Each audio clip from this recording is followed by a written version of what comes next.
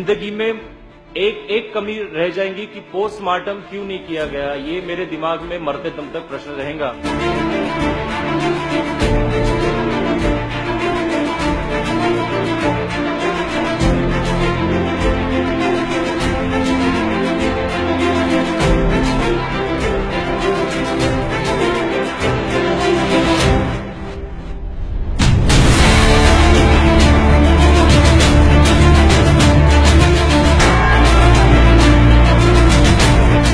और ऐसे 50 लोगों की साइन हम लोगों ने उस रात को भी करवा कर उनको भेजा गया।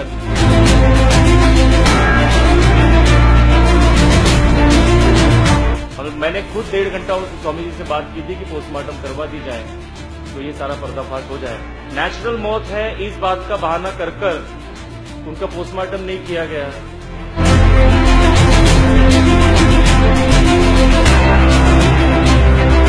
स्वाभाविक मौत नहीं है और मैं जिंदगी भर ये कहता रहूंगा। और उस व्यक्ति से कहूंगा जो इस चीज को मानता हो या न मानता हो, इस चीज से जुड़ा हो या न जुड़ा हो।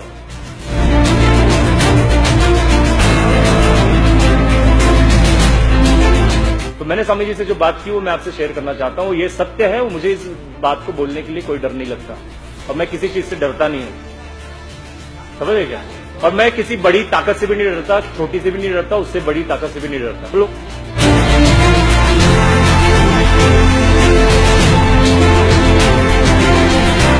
वहां पे हम लोगों ने ये डिसाइड किया कि जब हम लोग वहां पे पहुंचेंगे हम लोग बॉडी की हालत देखेंगे और उस वक्त जाकर ही हम लोग तय करेंगे कि क्या चीज है। अगर जहर दिया है तो राजू भाई की बॉडी नीली होगी, जामुनी होगी। मैं आपको क्लिप दिखाना चाहूंगा, मेरे पास में क्लिप्स है। राजू भाई की बॉडी पूरी तरह से नीली थी जब हम लोग वहां पे पहुंचे, जामुनी थी।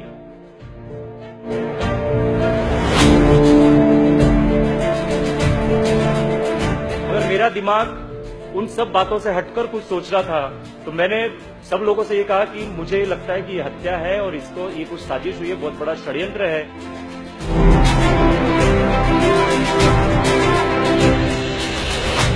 तो आप लोग बताइए कि किसको लगता है कि पोस्टमार्टम होनी चाहिए। तो वहां आपने जैसे हाथ ऊपर किया ना, वहां पे सब लोगों ने हाथ ऊपर किए।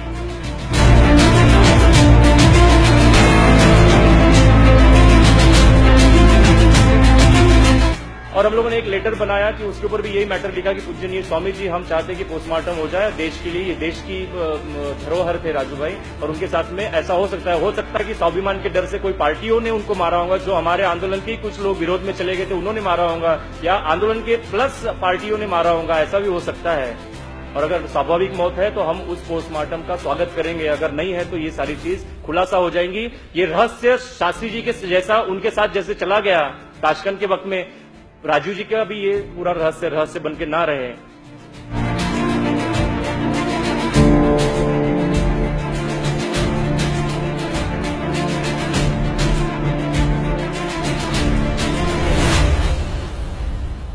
और हम लोगों ने जो बात की उन लोगों से, मतलब स्वामी जी से जो बात की, तो स्वामी जी ने कहा कि देखो मदन, मैंने अपने सारे पॉइंट्स रखे कि ये हत्या हो सकती है, ये षड्यंत्र हो सकता है और ये इसमें आपके ही साथी हो सकते हैं, क्योंकि आपने स्वाभिमान के इतने बड़े इसको उनके हाथ में दे दिया था, सचिव बना दिया था, तो आपके ही कुछ साथियों को इससे जेलसी हो सकती है।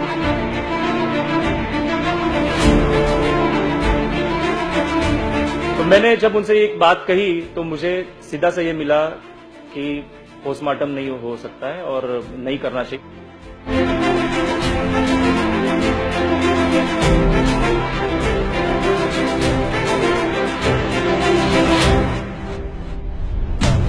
इस बात को मैंने उनका विरोध किया, हम सारे 10 लोगों ने विरोध किया और हम लोगों ने आखिरी तक उनसे कहा कि स्वामी जी, मैंने आखिरी में जाते वक्त भी उनसे कहा कि स्वामी जी मैं आपसे इससे ये नहीं हूं, सहमत नहीं हूं, मुझे पोस्टमार्टम चाहिए।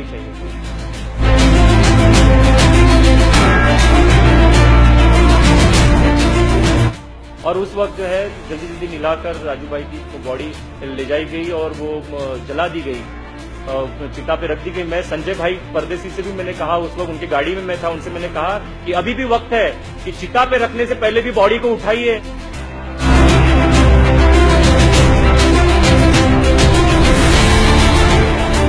एक एक फैमिली का सदस्य मुझे दे दीजिए, आज मैं पोस्टमार्टम कर लूंगा।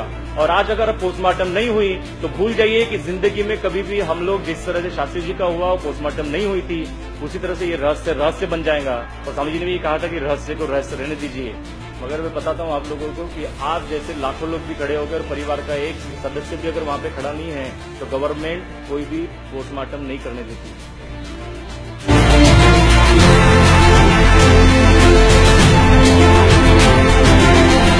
लेकिन पहले क्या हुआ क्या नहीं हुआ उससे मुझे कुछ लेना नहीं था। जब मैं रात को 10 बजे पहुंचा, मैंने जब देखा कि मेरे भाई की बॉडी नीली और जामुनी क्यों पड़ी है, तो मेरे मन में सर मेरा खराब हो गया और मैंने कहा कि मुझे अब जो करना चाहिए वो मैं करूंगा।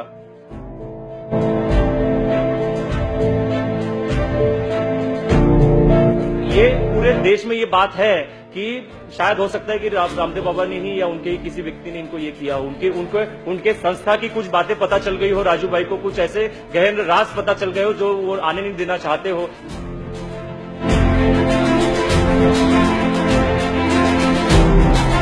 पोस्टमार्टम से एक इंजेक्शन खून निकाल कर भी हम लोग अगर उनके बॉडी से अगर करवा दे तो उसमें से भी निकल सकता था।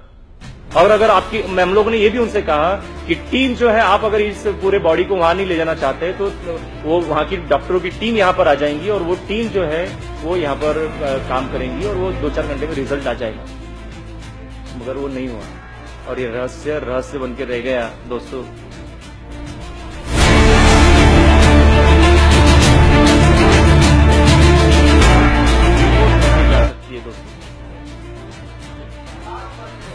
डॉक्टर मैनेज किए जा सकते हैं। पोस्टमार्टम अगर हो जाती तो शायद उसमें से कुछ निकलता। बस उतना ही हमारे पास में कुछ था जो राजू, और मैं 150% 200% ये बताता हूं कि राजू भाई की ये स्वाभाविक मौत नहीं है।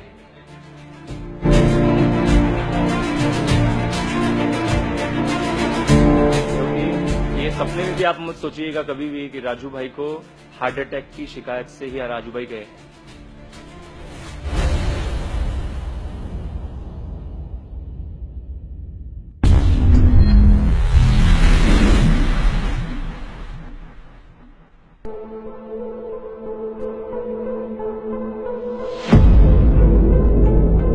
क्योंकि राजीव भाई ने तो इससे बड़ी बड़ी दर्द सही है अपने कार्यकर्ताओं की, बड़ी दर्द, बहुत दर्द लोगों ने दिया है।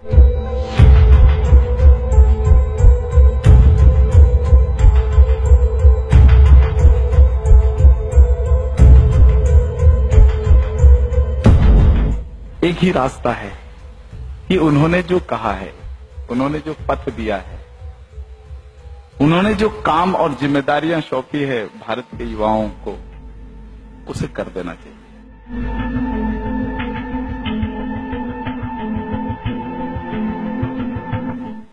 और मैं समझता हूं कि उनके छूटे हुए कार्यों को अगर हम पूरा कर दें तो वही सच्ची श्रद्धांजलि है।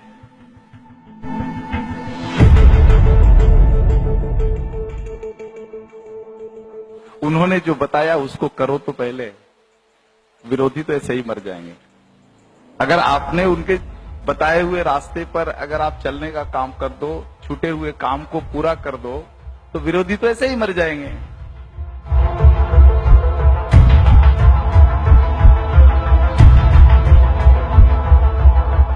अभी कुछ दिन पहले ग्वालियर में गया हुआ था तो वहां दिल्ली के कुछ भाई आ गए कि राजीव भाई के ऊपर हम अन्वेषण कर रहे हैं, खोज कर रहे हैं। अरे भाई क्या खोज कर रहे हैं? किसने हत्या की, बदला लेना है, ये करना है, वो करना है। निरंजन भाई आप मेरे साथ मिल जाओ, आपकी जरूरत है, आप बता सकते हो सकते। मैंने एक ही सवाल किया, मैं हत्यारे को बता देता हूं, मुझे पता है, बता देता हूं हत्यारे को, तुम कर क्या लोगे उसको?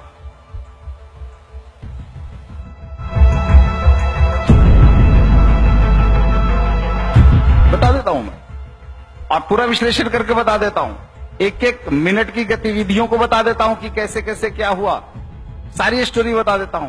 कर क्या लोगे तुम सुन करके? कुछ नहीं कर सकते।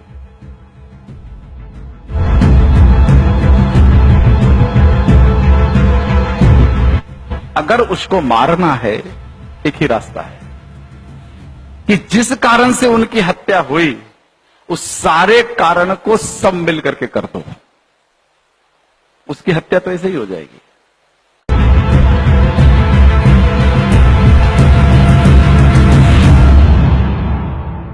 अभी कुछ दिन पहले यहां पर ब्यूरो चीफ हैं, काफी पीछे पड़ी रही निरंजन भाई, मैं इस पर स्टोरी लिख रहा हूं, इन्वेस्टिगेशन कर रहा हूं और आपकी मदद चाहिए, क्या चाहिए, आपसे कुछ जानकारियां लेनी है, बात करनी है, आपका इंटरव्यू प्रसारित करना है। मैं किसी तरफ बच करके निकल गया, भैया मेरे पास टाइम नहीं है, आप छोड़ दो बहन, मुझे मेरे पास समय भी नहीं है और मैं कुछ जानता भी नहीं हूं और मैं कुछ बोल भी नहीं सकता हूं। किसी भी तरह से हमने पिंडी छुड़ा लिया।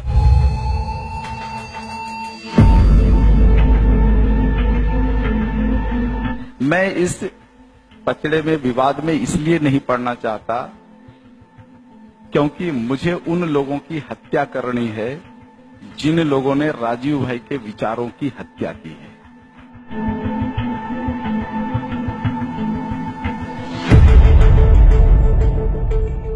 और उनके शरीर की हत्या नहीं करनी है मुझे, उनके षड्यंत्रों की हत्या करनी है।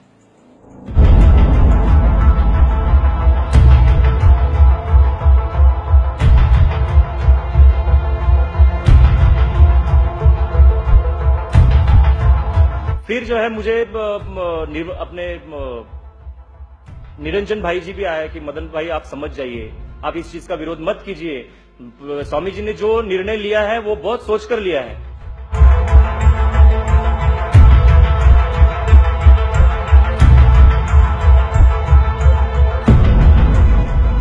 मैंने निरंजन भाई से वही शब्द कहा, मुझे आज भी याद है, उस मॉर्निंग में, उस सुबह, निरंजन भाई आप मुझे रोकिए मत, अगर धर्म के लिए अगर आप ये शव विच्छेदन रोकना चाहते हैं तो राजू भाई हमेशा कहते थे कि धर्म के पहले राष्ट्र आता है और राष्ट्र की अगर ये बॉडी है तो राष्ट्र का पोस्टमार्टम होना ही चाहिए।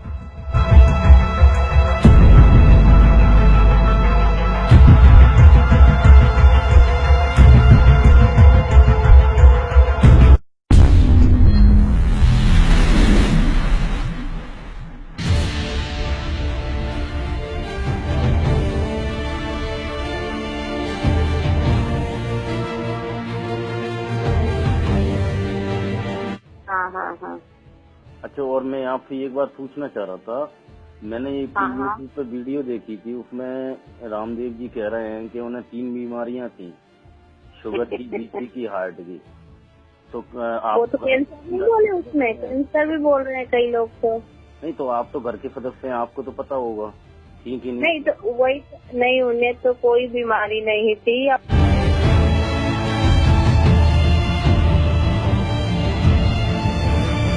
भाई बीपी वाला व्यक्ति, शुगर वाला व्यक्ति और हार्ट अटैक वाला व्यक्ति नॉन स्टॉप घूम घूम के इतना व्याख्यान करेगा क्या, मुझे तो यही बता दो।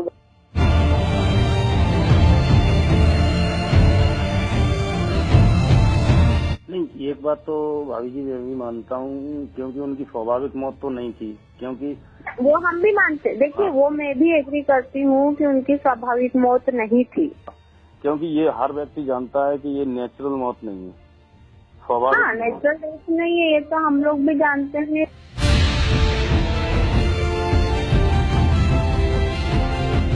सिर्फ चेहरा नजर आता, हाँ, और वो नीला पड़ा हुआ, ये मैं भी सहमत हूँ कि उनकी स्वाभाविक मौत नहीं है, या तो उनको स्लो पॉइजन दिया है, उनकी डेथ ऐसे नेचुरल नहीं हुई है, स्लो पॉइजनिंग का केस है, क्योंकि कोई भी काम करेगा तो इतना चालाकी से करेगा कि वो नेचुरल डेथ लगे।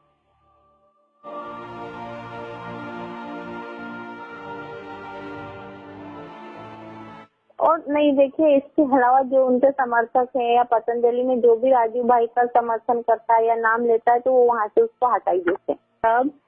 तब तो स्वामी जी की इतनी सब हमें ये नहीं पता थी ना कि वो राजीव भाई का पीछे से नाम ही नहीं लेंगे या उनका बिल्कुल सब खत्म कर देंगे। तो इन फ्यूचर साल भर बाद या 1.5 साल बाद मुझे समझ में आया कि अरे ये तो ये व्यक्ति हमारे सपोर्ट में ही नहीं है। हाँ, कुछ बातें ऐसी होती है जो समय निकलने के बाद समझ में आती है। हाँ, तो ये बात वही है कि ये बात समय निकलने के बाद ही समझ में आई है कि स्वामी जी ने क्या किया।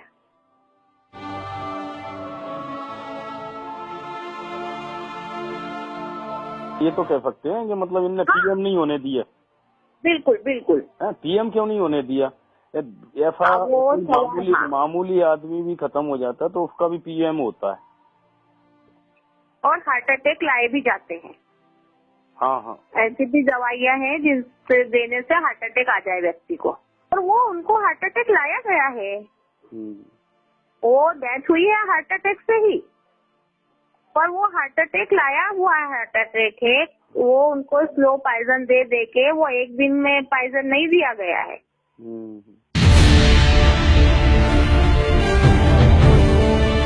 तो अब वही वाली बात है भाई साहब, ब्राह्मण लोगों के खून में ही मतलब वो वाली बात नहीं होती बदला। ये कोई राजपूत खानदान का व्यक्ति होता ना तो अभी तक तो मार काट मच जाती थी। मानते कि नहीं आप?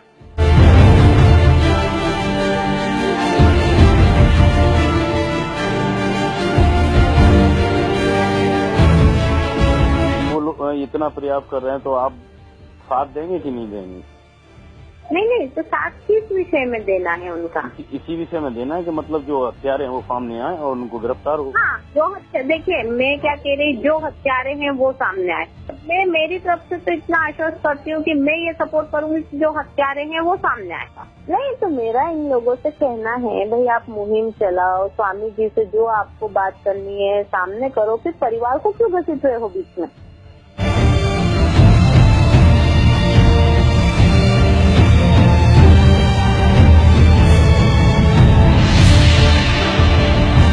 पहली बात आप ये बताइए कि आप मेरे पास आते हैं रहते हैं और अगर आपको कुछ भी स्वास्थ्य से संबंधित गड़बड़ी हुई, आप हॉस्पिटलाइज्ड है, तो मेरा क्या फर्ज बनता है? सबसे पहले मैं आपके परिवार को लोगों को सूचित करूँ। बनता है कि नहीं? बिल्कुल बनता है।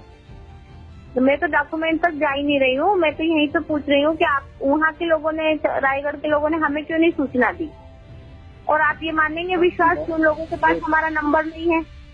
और जबकि राजीव भाई का मोबाइल 24 घंटे चालू रहता, वो भी बंद हो गया था। हाँ, वो दोनों स्विच ऑफ थे मोबाइल।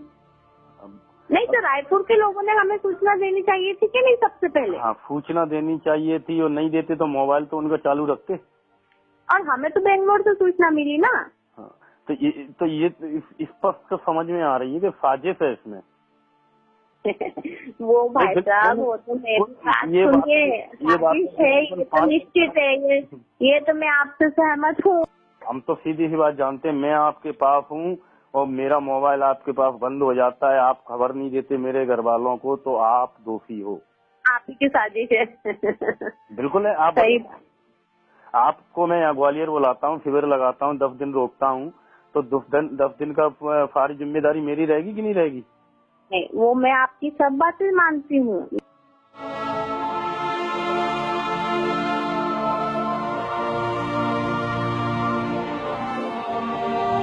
एक बात और मेरी उसमें समझ में आ रही है, जैसे उनके जो डॉक्यूमेंट्स इकट्ठे किए थे राजीव भाई ने, हाँ, उनका जो लैपटॉप था, मोबाइल, वो कुछ नहीं मिला उसमें। लैपटॉप में कुछ नहीं मिला। लैपटॉप वापस मिला आपको कि नहीं मिला?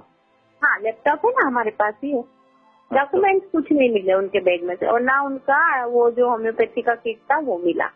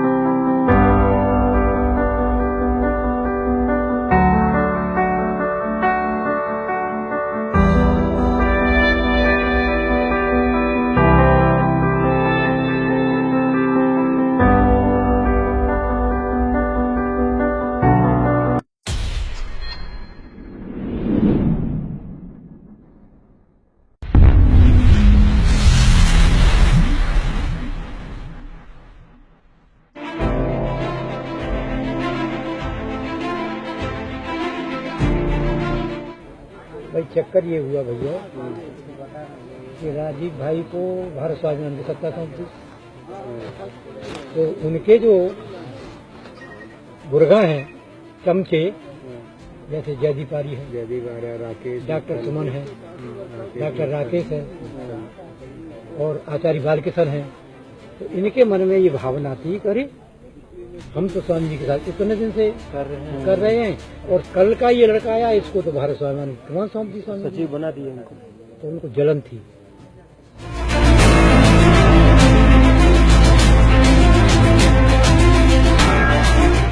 और बताने वालों ने बताया है, उस प्लान में 3 व्यक्ति हैं और 1 महिला है। जो प्लान बनाया है राजीव भाई को हटाने का, उसमें 3 व्यक्ति हैं और 1 महिला है। पतंजलि से उनका प्लान बना।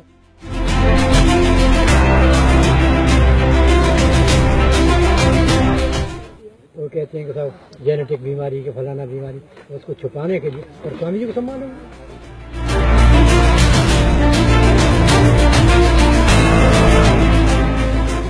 नहीं है, गायब कर दिए, खाली है। वो लैपटॉप भी गायब है। हाँ, नहीं वो तोसीबा वाला तो राजीव भाई का है ना? वो तोसीबा वाला राजीव भाई का है, लेकिन जो उनके साथ रहता साथ में रहता वो अलग था। हाँ, अच्छा, वही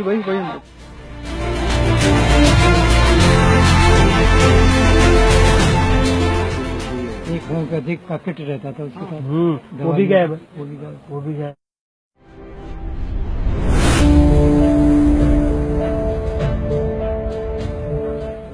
जी को बैग में वो सब वही है, वो भी है। उनकी अलमारी में है, सुना है, बताया है लोगों। रामदेव के पास, रामदेव की अलमारी में किसी को पढ़ने को भी नहीं है। कोई पढ़ने को मांगे नहीं देते, है अलमारी में। कैसे हाँ दे देंगे, लेकिन देते हैं। आपको सब दे देना, आपको सब दे दीजिए। अरे अजीब ने कई बार बोला है उनको, स्वामी जी को दे दीजिए। हम जो भाई मांगते हैं उनको देखने के लिए, हाँ दे देंगे, लेकिन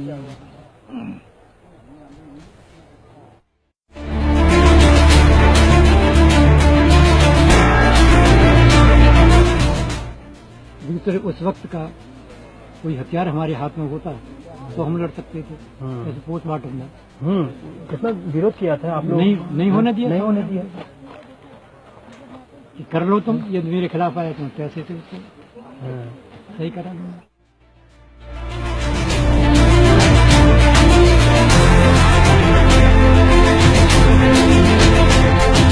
तिरंगे के साए में कटाए जो सर है, वो बलिदान वीर